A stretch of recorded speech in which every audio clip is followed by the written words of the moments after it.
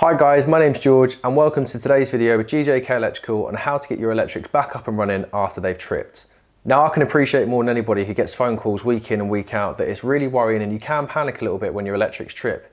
You worry about things in the freezer that are going to defrost, you worry about not getting the heating back on, and these are all valid concerns.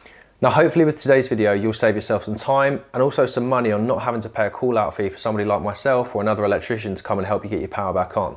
Now here you can see we've got two faults which we have simulated, but these are valid faults that can happen within your property at any time. Fault number one we have here is our RCD has tripped. Now what is an RCD? An RCD detects an imbalance, typically between your live and neutral. So you could have a neutral to earth fault which is causing the circuit to trip. Each time we go to turn the RCD back on, it just trips straight away. So we know there's a fault somewhere within the circuits.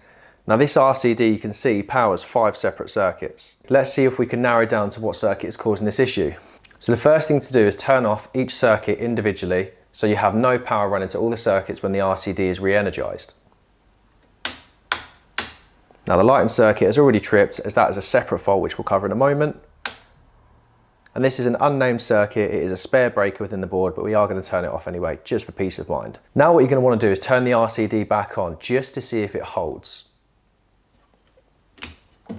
Now we're going to turn the sockets back on.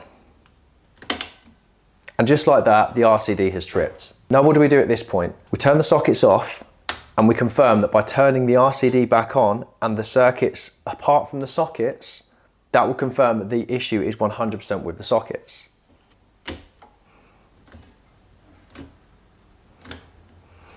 And just like that, the RCD is held. Now what do we do? So what I'm going to do is I'm going to go around and unplug every single appliance, whether it's plugged in or whether it's done by a fused spur, which is important to note because that will still power a plug socket such as a fridge, a freezer, a microwave, a dishwasher.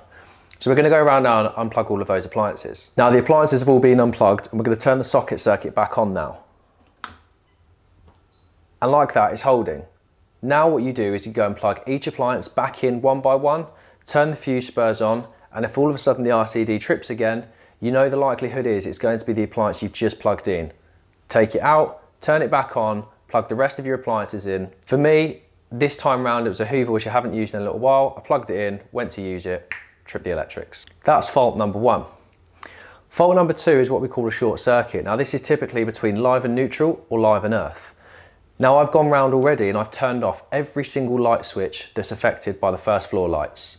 They are all off, there is no power that could potentially run through to those circuits. Now with this, I'm going to turn the circuit back on just to see if it holds once they're all turned off.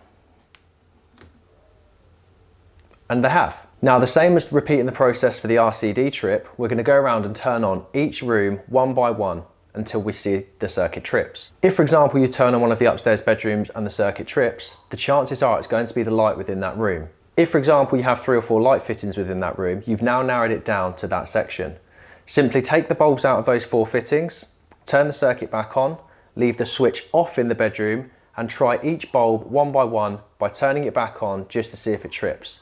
This way you could narrow down the fault to being a faulty bulb or something along them lines. Hopefully this video has been really helpful for you. If unfortunately it hasn't remedied the issues you've had experienced, please feel free to get in contact with us and we'll do our best to get you up and running the same day.